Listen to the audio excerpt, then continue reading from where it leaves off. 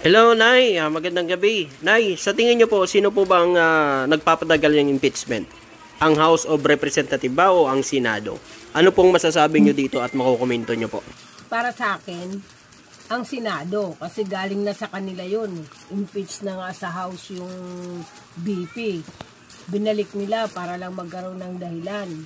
Para ma-delay yung mga dapat nilang gawin. Tapos dinelay pa ni Escudero ng 3 buwan o paano pa maano yan. Talagang pinaabot niya dun sa 20th Congress. Sa akin ang ano niyan, kahit na yung sinabi ng Supreme Court na yan, dapat kasi nandoon na yun sa sa Senado eh. Ginawan talaga ng paraan. Sa pa hindi naman si Bato, hindi naman attorney para malaman kung paano ang proseso ng impeachment na yan. So, sa Senado nag-ano yan. Kasi kung tinuloy-tuloy lang nila, napag-araan na tinakil ka agad nila yung sa session nila, hindi dapat na delay yun. Ang pinag-uusapan pa rin yung forthwith. Yung kaagad. Sa isang salita yung kaagad. Pinag-aralan na dapat nila yun. Binuunan nila kaagad yung nila. Kasi may impeachment court. Hello sir, matanong ko lang po sa inyo. Sa tingin niyo po, sino pong nagpapatagal sa impeachment? Ang House po ba o ang Senado? Ano pong makukomento niyo po dito, sir? Sa tingin ko po, Senado po ang nagdi-delay. Lalo na po si Escudero, siya po ang Senate President ng Senado. Bakit po niya dinidelay? Diba? Dapat po tuloy-tuloy ang proseso. Bakit po niya dinidelay? Para po mabilis ang proseso, sana pakinggan yung mga daing ng mga tao, di ba? Hello po ma'am, magandang araw po. Ma'am, may tanong lang po ako sa inyo. Sa tingin niyo po, sino po sa dalawa ang nagpapatagal ng impeachment? Ang Senado ba o ang House of Representatives? Ano pong masasabi niyo dito? Tinatanong pa ba yan? Very clear naman na ang Senado ang nagpapatagal. Cheese, nanghihinayang ako kasi sobrang idol kita. Gusto kita. Pero sa ginawa mong ito, hindi tama. Hindi naman ako abogado, pero basing doon sa mga naririnig ko, sa mga magagaling na abogado rin. Imaginein mo, mga school na from Lasal, Ateneo, UP ha, kung saan nagtuturo ka. Against sila sa ginawa mo.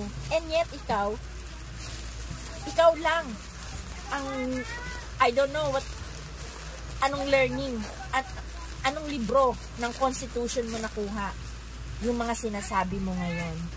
Nakakahinayang, cheese. Sobrang gusto kita, pero sa nangyaring ito, huwag mo nang asahan na iboboto pa kita. Never. Sinayang mo ko.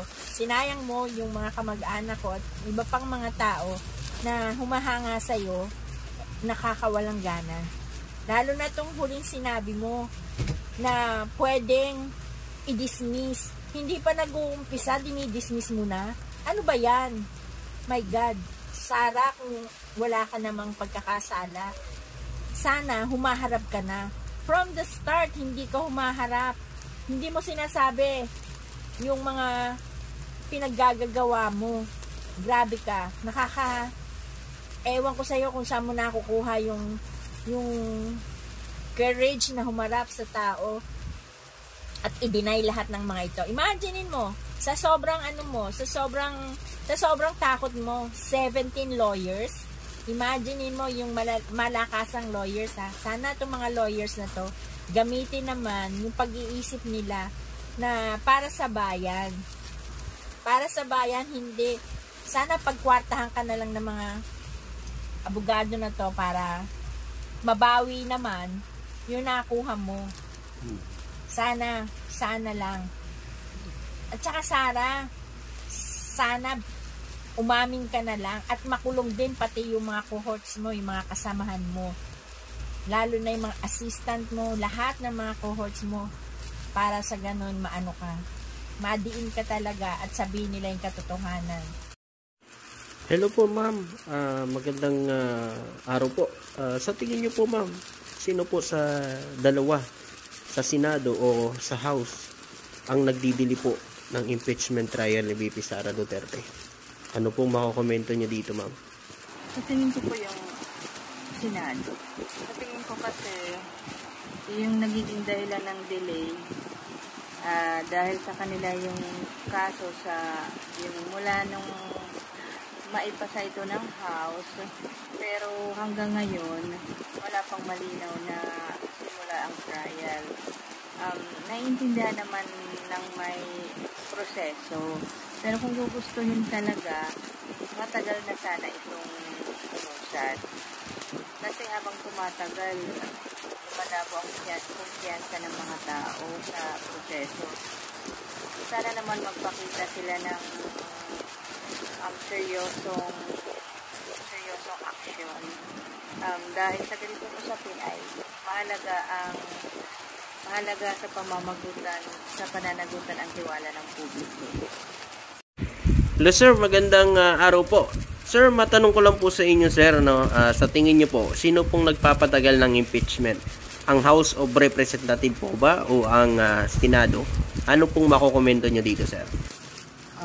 Sa tingin ko, parang Senado po. Senado talaga ang nagdi-delay, nasa kanila yung bola, ibig sabihin, tapos na yung trabaho ng House of Representatives sa pagsumiti ng articles impeachment. Ang mga sumusunod na hakbang, pagsimula ng trial sa Senado. Pero hanggang ngayon, wala pa rin malinaw na direksyon. Lagi na lang may dahilan. Sa tingin niyo po sir, sino po nagpapadili sa kanilang dalawa sa impeachment? Yun nga po, tulad na nasabi ko, ang Senado po. Sir, hello po. Magandang araw po. Sir, may tanong lang po ako sir. Sino pong nagpapatagal ng impeachment? Ang House of Representatives ba o ang Senado? Anong masasabi niyo sir? Para sa akin po, kung gusto talaga nilang simulan yung trial, kaya naman nila. Pero mukhang may political hesitation o strategic delay kasi posibleng ayaw nilang maipit sa mga agang desisyon. Kaya para sa akin, sino ba? Para sa akin, ang Senado, feeling ko Senado. Ang Senado kasi, sila yung may mas pananagutan sa delay ng impeachment trial. Handa na kasi yung House Ang bola ay nasa court ng Senado, pero pinipili nila itong hindi ito iserve. Ayun po. Hello po ma'am. Magandang araw po. Sa tingin niyo po ma'am, sino po sa dalawa, sa Senado o sa House, ang nagdidili po ng impeachment trial ni VP Sara Duterte? Ano pong makokomento niyo dito ma'am? Sa tingin ko po yung Senado. Sa tingin ko kasi yung nagiging dahilan ng delay dahil sa kanila yung kaso sa yung mula nung maipasa ito ng House, pero hanggang ngayon wala pang malinaw na simula ang trial. Naiintindihan naman ng may proseso, pero kung gugustuhin talaga, matagal na sana itong umusad. Kasi habang tumatagal, lumalabo ang kumpiyansa ng mga tao sa proseso. Sana naman magpakita sila ng seryosong action. Dahil sa ganitong usapin ay mahalaga sa pamamagutan, sa pananagutan ang tiwala ng publiko.